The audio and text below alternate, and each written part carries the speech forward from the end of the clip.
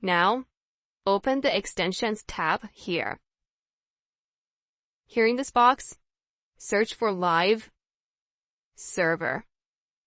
So Live Server is a very lightweight web server that we're going to use to serve our web application. So your browser make it busy parsing and executing the JavaScript code, and it won't be able to render the contents of the page. So this will create a bad user experience.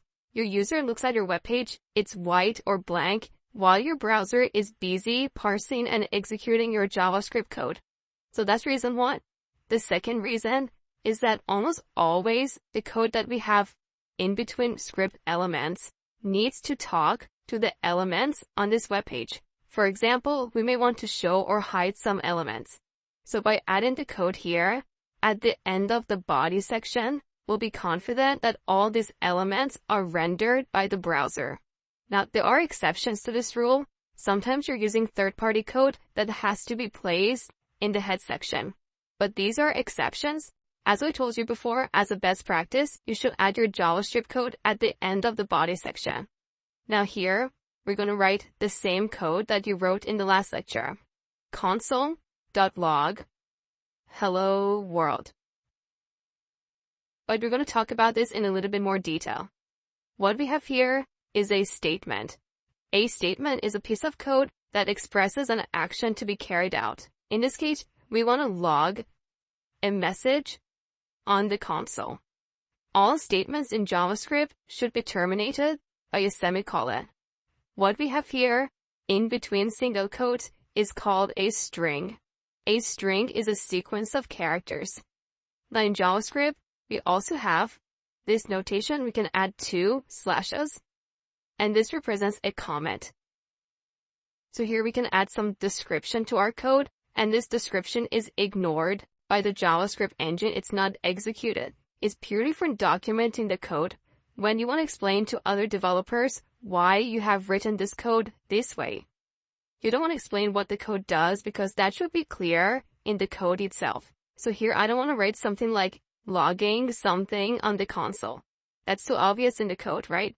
Instead, we want to explain whys and hows. So for this demo, I'm just going to add a simple comment.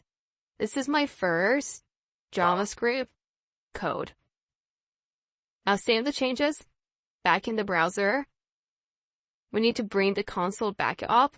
So right click somewhere and go to inspect, or alternatively, you can use a shortcut that is Alt, Command and I on Mac, or Alt, Control I on Windows. That brings up the console tab. If the console tab is not immediately visible, make sure to select it here. And here you can see the Hello World message. In this lecture, I'm going to show you how to run the same code in Node. So I'm assuming that you have installed Node on your machine. If not, head over to nodejs.org and download the latest version of Node. Now, if you're on Windows, open up Command Prompt. If you're on Mac, open up Terminal and head over to the folder you created earlier. Now, in this folder, we run Node and pass the name of our JavaScript file, that is index.js. We get the same message on the console.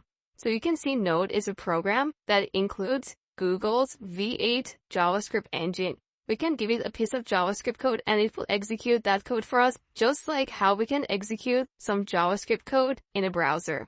So Node is a runtime environment for executing JavaScript code. Now let me show you a tip. Here in VS Code, we have an integrated terminal, so you don't have to explicitly open up a separate terminal window. So here on the top, under the View menu, look, we have Integrated Terminal. Note the shortcut here. That's the shortcut for Mac. On Windows, you're going to have a different shortcut. So select this, and here's our Integrated Terminal pointing to the same folder where we created our files. So you don't have to explicitly navigate to this folder. And here we can run Node index.js as well. Now in this course, we're not going to work with Node anymore because Node is a completely separate topic. In fact, I have a comprehensive course about Node with 14 hours of content. So once you finish this course, if you want to learn Node, you can always look at my Node course.